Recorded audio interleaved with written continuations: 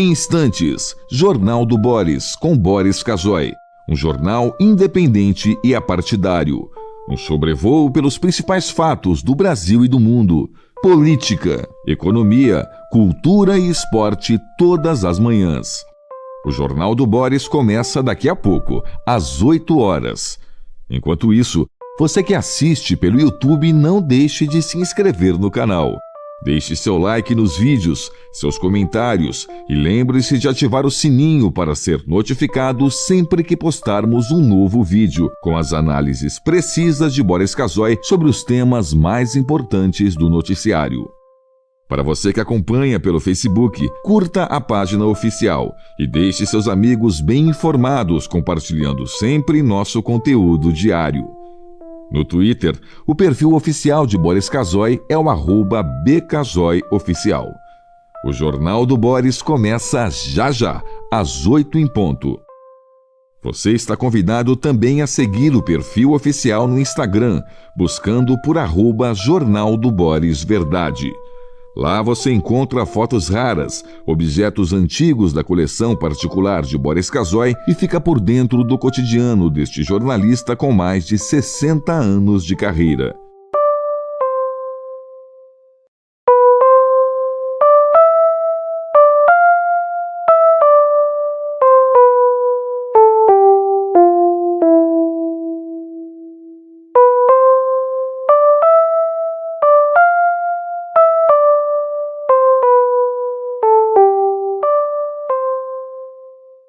Em instantes, Jornal do Boris, com Boris Casoy.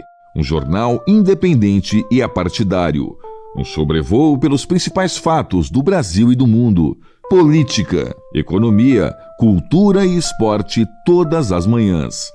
O Jornal do Boris começa daqui a pouco, às 8.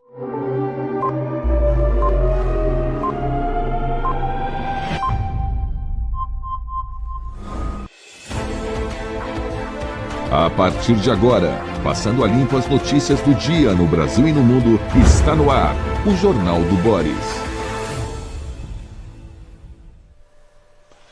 Bom dia, muito bom dia. Está no ar o Jornal do Boris. O Jornal do Boris é um sobrevoo pelos principais acontecimentos do Brasil e do mundo a partir das primeiras páginas dos jornais.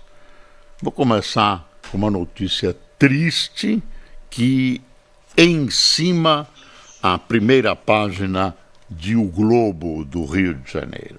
Aqui, o Globo faz uma homenagem a Lô Borges, criador de sonhos que não envelheceram. Olha o texto que o Globo dedicou a esse compositor, cantor, artista cantado e até venerado no meio artístico, no meio musical brasileiro. Está aqui, um dos fundadores do Clube da Esquina, movimento que legou um dos principais discos da nossa história. O cantor e compositor mineiro se consagrou em carreira de 20 álbuns como um ícone da MPB, com sucessos eternizados na voz de Milton Nascimento, seu grande parceiro. E aí tem toda uma matéria no segundo caderno de O Globo. Repouse em paz, Lô Borges, e merece a sua vida e a sua passagem, rápida passagem, 73 anos por esta vida, merece as melhores considerações. Repouse em paz. Outra coisa que eu acho que a imprensa brasileira, por razões que eu desconheço, não tem mantido sob o aspecto de sentinela nos jornais, não tem ninguém esperando para ver o que acontece, mas as coisas estão andando. Está aqui na CNN, olha, aqui, ó, isso aqui. Deixa eu abrir para você, ó. CPI CPMI do INSS, presidente da associação, é preso por falso testemunho. Está aqui esse presidente da associação, senador Carlos Viana, presidente da CPMI do INSS, e Abrão Lincoln Ferreira da Cruz, presidente da CBPA. É esse daqui que acabou preso na sessão de ontem. Eu ontem me sentei diante da televisão e fiquei vendo a sessão da CPMI. Eu vi o depoimento no interrogatório, porque ele estava lá de testemunha, desse senhor Abrão Lincoln Ferreira da Cruz. Gente, foi um horror. Você não sabe como o depoimento dele e a exposição do relator demonstrou à saciedade quanto se roubou um pedaço de quanto e como se roubou dos aposentados brasileiros. Vale a pena você acompanhar uma dessas sessões. Olha, foi constrangedor, foi vergonhoso. Vou dar uma lida aqui, depois a gente continua conversando. O presidente da CBPA, Confederação Brasileira dos Trabalhadores da Pesca e Aquicultura, Abrão Lincoln Ferreira da Cruz, foi preso na madrugada desta terça-feira após prestar depoimento à CPMI do INSS. A prisão foi determinada pelo presidente da comissão, senador Carlos Viana, do Podemos de Minas Gerais, que deu voz de prisão ao depoente por falso testemunho. Segundo o parlamentar, Abrão teria mentido reiteradas vezes ao longo da oitiva, contradizendo informações já colhidas pela comissão. Ele, pelo menos em 4 oportunidades, se contrariou, afirmou Viana em entrevista após o fim da sessão. Tentou esconder de todas as maneiras que continuou o mesmo esquema, dessa vez ampliado, não só tirando dos pescadores, mas também dos aposentados. Acabou preso porque mentiu na CPMI, completou. Após o encerramento da sessão, Abrão foi escoltado pela Polícia Legislativa. Durante a entrevista coletiva depois da prisão, Carlos Viana afirmou que o depoimento confirmou mais suspeitas da CPMI sobre o uso de associações para aplicar golpes em aposentados e pensionistas por meio da compra de listas dos beneficiários do INSS. Ele confirmou que a CPMI vem montando peça por peça de que as associações usaram o mesmo esquema para enganar os aposentados, comprando listas de nomes de um mesmo fornecedor, o senhor Antônio Carlos Camilo, conhecido como Careca do INSS. Foi um depoimento muito longo, cheio de detalhes, muito bem conduzido pela mesa e pelos interrogadores, por aqueles que tinham o trabalho de ouvir este senhor. Então, só para você saber, a CPMI fez perguntas para ele. O senhor conhece fulano de tal? Prefiro não falar, vou me manter calado. Me explica uma coisa, por que o senhor destinou 42 milhões para ele? Que serviços ele prestou? Não lembro, prefiro não falar, os recibos e contratos estão à disposição. O senhor assina 42 milhões? Outra coisa, a senhora assina 42 milhões e não lembra porque o senhor destinou esse dinheiro. É assim, dinheiro destinado a um que é um assessor, que destina para outro, que divide com o outro. A CPMI tem tudo isso levantado, né? São várias redezinhas, né? Vários fios condutores de um dinheiro. Quem é esse fulano aqui? Ah, não conheço. Como não conheço? O senhor assinou uma procuração para ele. Quer dizer, ontem, olha, foi um susto, uma coisa revoltante, porque ela gritou aos olhos de quem estava assistindo que a população foi enganada por um grupo de bandidos. Não tem outra explicação. É bandido. Esse pessoal não pode ser perdoado. Esse pessoal tem que responder ao processo preso, porque é perigoso, né? Eles têm um esquema montado, tem uma centralização das informações, são várias quadrilhas que acabam tendo um conjunto e são distribuídas pelo sistema do INSS, um horror. E a CPI está juntando tudo isso. Houve uma reclamação da mesa das entidades, é o seguinte, a reclamação da CPMI, quando você chega perto de políticos ou de pessoas umbilicalmente ligadas a políticos, as coisas engrossam. Então, eu não vou entrar em nomes e em detalhes, por absoluta falta de tempo, mas, por exemplo, a Câmara evitou que algumas pessoas ligadas a outras pessoas, ligadas a parlamentares, depusessem. Então, a CPMI se sente cerceada pelo próprio Congresso Nacional, cerceada, né?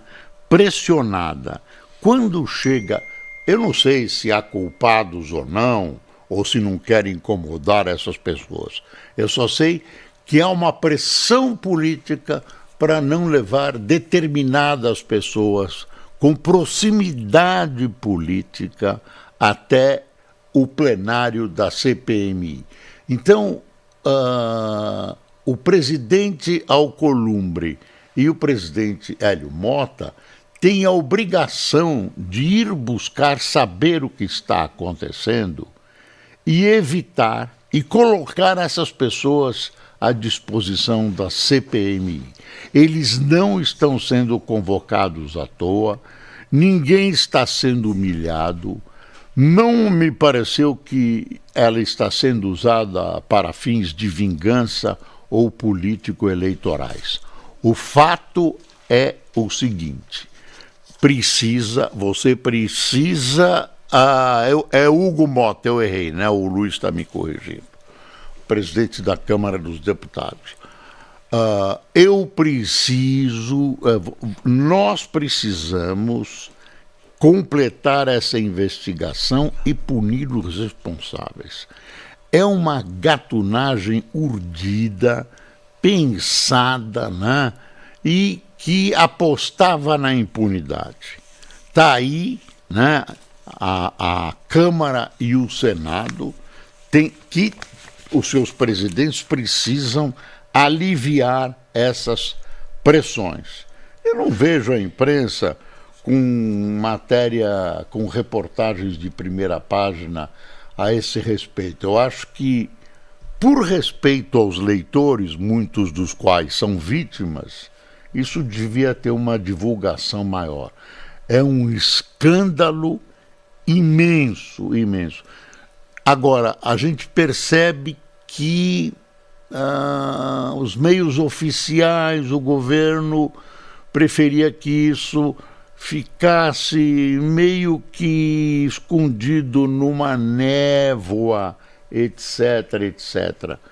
O caso do Comando Vermelho, essa incursão da polícia nos morros, um pouco que ganhou o noticiário, evitando uma presença maior da CPMI, do INSS. Acho que a gente tem que cobrir melhor, tem que acompanhar melhor para verificar a que ponto chegou essa bandidagem. Não existem outros termos. São bandidos. Bandidos da pior espécie. Não tem diferença nenhuma com esse cara que assalta, nem com esse cara que... É um outro tipo de violência, mas é violência. É bandido. Tem lei, precisa ser punido, precisa ser enquadrado nos termos da lei. Não estou nem dizendo que precisa ser punido, perseguido, estou dizendo que precisa ser enquadrado nos termos da lei. Está aqui, o Estadão coloca o príncipe William, herdeiro do trono da Inglaterra, que ontem fez um périplo pelo Rio de Janeiro, deu uma volta completa, distribuiu assinaturas, posou, fez uma série de fotos com as pessoas, selfies. Tá? No Rio, o futuro rei se curva à diversão e capricha nas poses. Jogou vôlei na praia, conversou com as pessoas, visitou Maracanã, teve uma brincadeira lá com um grupo de crianças, fizeram um jogo, um time do Cafu contra o time do príncipe William, marcou um gol de pênalti. Deixa eu ver aqui. Herdeiro do trono britânico, príncipe William está no país para a COP30 no Rio. Tirou selfies com fãs, bateu bola no Maracanã e se aventurou no vôlei de praia. Acessível, simpático, né? É uma espécie de propaganda do Reino Unido, né? É uma espécie de propaganda. Você sabe que a Inglaterra é um regime parlamentarista, a monarquia não manda nada, mas é um símbolo de união muito forte na Grã-Bretanha. É um elogio à monarquia. Aliás, as monarquias europeias, praticamente todas estão dando certo. Mas o rei, a rainha, etc., tudo isso é mantido do lado apenas como símbolo, não governa. Também aqui o Estadão homenageia o menino eterno do clube da esquina, Lu Borges. Deixa eu ver mais. Vamos para a Folha? Não, deixa eu dar a manchete do Estadão que eu não dei. Olha aqui. Comando Vermelho avança em São Paulo e ameaça o monopólio do PCC. Então, claro, já tomaram o Rio de Janeiro o que puderam, estão avançando para São Paulo. É como gravidez, não tem como parar. Vai ampliando, né? São negócios bem-sucedidos, empresas que vão ganhando mercados e vão ampliando as suas atividades. Facção atua em regiões do interior e do litoral. 2 décadas depois de o PCC ter promovido um sangrento acerto de contas que expulsou o Comando Vermelho do Estado, a facção fluminense voltou a colocar São Paulo no seu plano de expansão. O MPE e as polícias civil e federal detetaram a presença do Comando Vermelho na região de Americana, Santa Bárbara do Oeste, Araras e Rio Claro, áreas onde o PCC não mais atua. A ação de criminosos ligados ao Comando Vermelho também foi constatada em São José dos Campos, Ubatuba e Caraguatatuba. Essa expansão teria como uma das causas o fato de o PCC estar abandonando o tráfico local de drogas para se dedicar ao tráfico internacional e ao setor de combustíveis. Estão variando, eles não abandonaram o tráfico, eles ampliaram os negócios. Veja bem, não pararam. Deve parar com as biqueiras que não dão dinheiro. Agora, estão ampliando a sua atuação. Estão na Amazônia, pô. Estão na Amazônia. Estamos preservando a floresta para dar território para o Comando Vermelho e para o PCC. Bom, aqui o Estadão também, olha, dando um grande espaço ao Loborges, tá? Deixa eu mostrar agora a Folha. Folha de São Paulo. Castro diz ao STF que a ação teve uso proporcional da força no Rio. O que ele ia dizer? Que ele mandou matar? Ele tinha que dizer isso mesmo. Agora, eu tenho eu estranho, eu vejo isso também na área internacional, eu devo estar errado, mas raciocine comigo.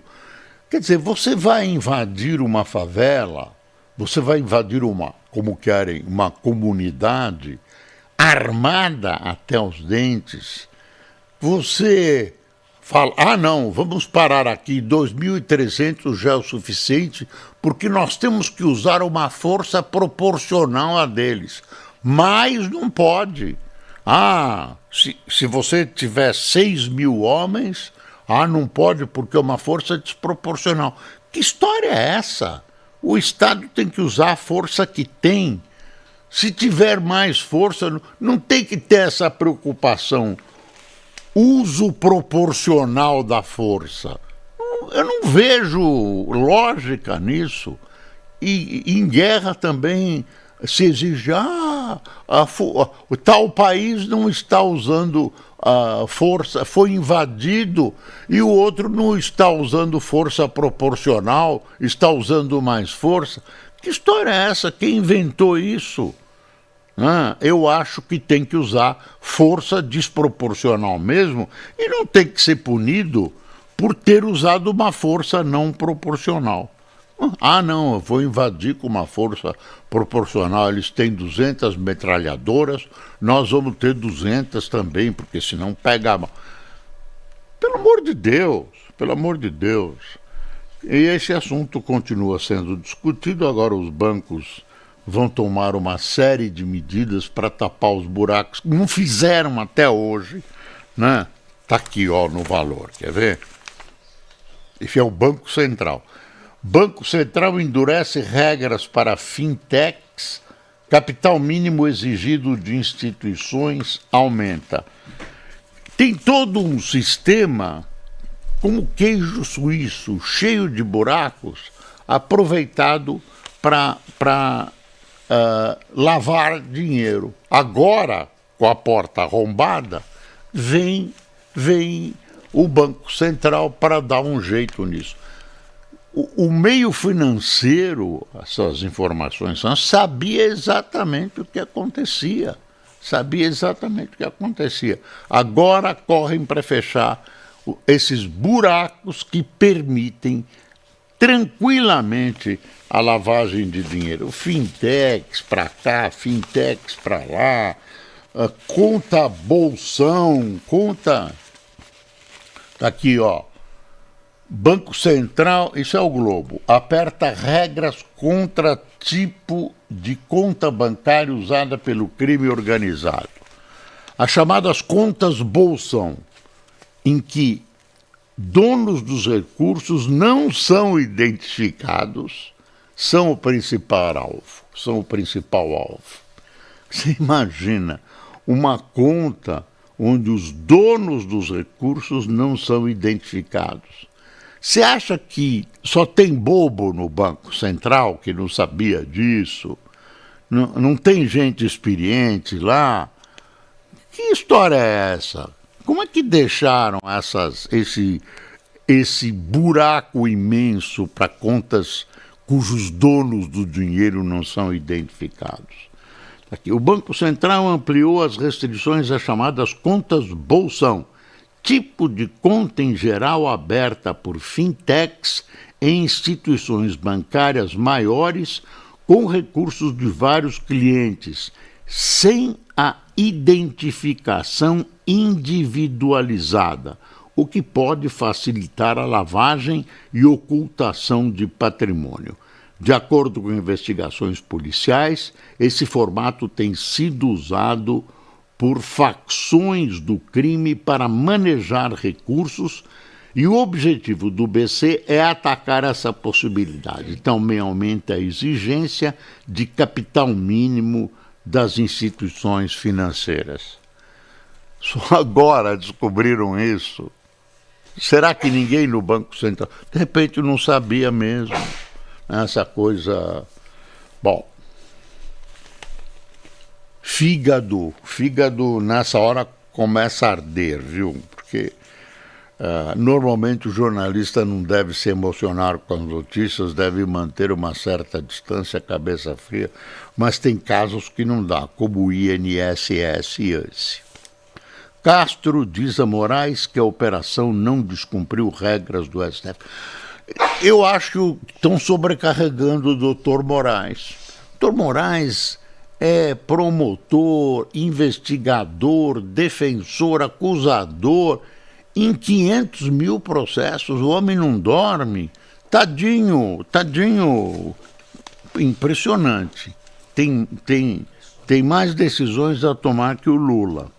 Relator da ADPF das favelas, ministro do STF se reuniu, ele é relator da ADPF das favelas, ele se reuniu no Rio com o governador e tal, o governador defendeu a ação policial e disse não ter havido uso de força desproporcional. Não sei, usar força desproporcional é crime? Está escrito em algum lugar isso? Claro que não é. Vai se estabelecendo um conceito, um falso conceito. Cid tem tornozeleira retirada e passa a cumprir pena em regime aberto. Condenado pela trama golpista, ex-ajudante de ordens de Bolsonaro, não pode sair de casa à noite, está proibido de usar redes sociais. Pegou uma pena mais branda porque ele desvendou. Tem gente que não fala desvendou, tem gente que fala dedou. Brincadeira, né? Imagine, uma coisa tão nobre, ele denunciar os seus companheiros. Não, é mesmo, porque ele denunciou o crime, não é maldade não com ele. Ele denunciou o crime, participou e depois denunciou. Julgue você mesmo. Disputa na segurança. Por lei antifacção, o governo atua para neutralizar e adiar a análise de projeto da oposição na Câmara. A oposição está começando a pintar e dançar nessa história, aproveitando os titubeios do Lula. O Lula tem toda uma história, o PT, voltada para dizer que bandido é consequência da pressão social, né? Não é culpado, né? Bandido não é culpado. Bandido é apenas uma vítima da sociedade, tadinho, tal. Aí ele sai matando por aí, não é isso? Vítima da sociedade, é uma visão torta, né? Uma visão de quem decide as coisas no asfalto de Brasília, do Rio e de São Paulo e não conhece o Brasil real. Conhece o Brasil dos livros, dos jornais, né, das teses, não conhece o Brasil real. Hoje tem eleição em Nova York. Estão elegendo o prefeito de Nova York. Você imagina que rebu nos Estados Unidos que o prefeito é um estrangeiro naturalizado, né? Eu quero ver o nome dele aqui, estrangeiro naturalizado. Ele nasceu em Uganda, muçulmano e suadizã, olha que bonito, suadizã, que se diz socialista. Eleitor, eu vou ler aqui um textinho da CNN.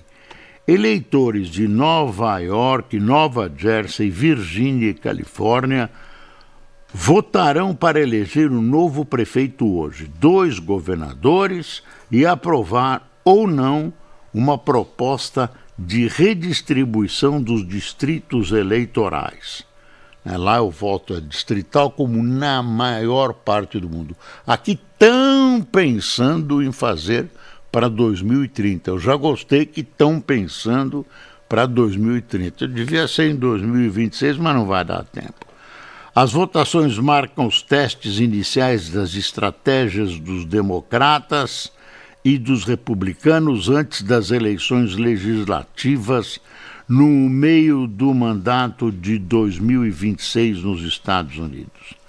A disputa para prefeito de Nova York é sempre acompanhada de perto. A capital financeira do país influencia o discurso político nacional. Em foco estará o confronto entre Zohran Mamdani, um jovem legislador estadual pelo Partido Democrata, Andrew Cuomo, ex-governador de estado, que concorre como independente, e o ativista e apresentador de rádio republicano Curtis Sliwa. A eleição coloca as posições progressistas de Mamdani contra as visões mais tradicionais de Cuomo. É interessante isso, viu? Cuomo está ligado ao presidente Trump, né? Agora, esse Mamdani é uma grande novidade no panorama político americano. Ele tem 32 anos, é jovem, aparentemente tem um futuro político muito grande. Deixa eu ver, quem tomou café conosco, já acabou, gente. O tempo está mais curto, encurtaram o tempo. Roberto Padilha, Reinaldo Mortari, Agostinho Brito, Josefa da Silva, Adonis Vieira, Leila Bertroni, Neylor Santos, Jairo Sautier, Ribamar Soares, Ivan Ignastovich, Gabriela Célia, Marcos Jair, Giovanni Mazeiro, Silvana Lopes, Marcos Feitosa, de Alagoinhas, Bahia, Armando Filho, de Jacarepaguá, Matias Trindade, de Porto Seguro, e Thaís Zoc, da Ilha Comprida, São Paulo. E a Ilha Comprida está bonita, estive lá outro dia, olha, sim, as pessoas falam um pouco, mas é uma região muito bonita, junto a Iguape, em São Paulo, uma coisa maravilhosa. E tá bom, então eu me despeço, vamos esperar as eleições de Nova York, ver se acontece alguma coisa que faça esse país avançar e distribuir a democracia para todos, inclusive para aqueles que têm fome e o governo diz que não tem. Bom dia.